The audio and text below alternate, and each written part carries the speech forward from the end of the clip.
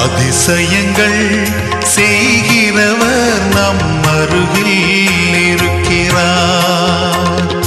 அற்புதங்கள் செய்கிறவர் என்றும் நமக்குள் வசிக்கிறார்.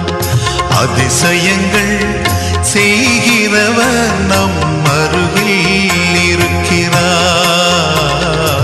அற்புதங்கள் செய்கிறவர் என்றும் நமக்குள் வசிக்கிறார்.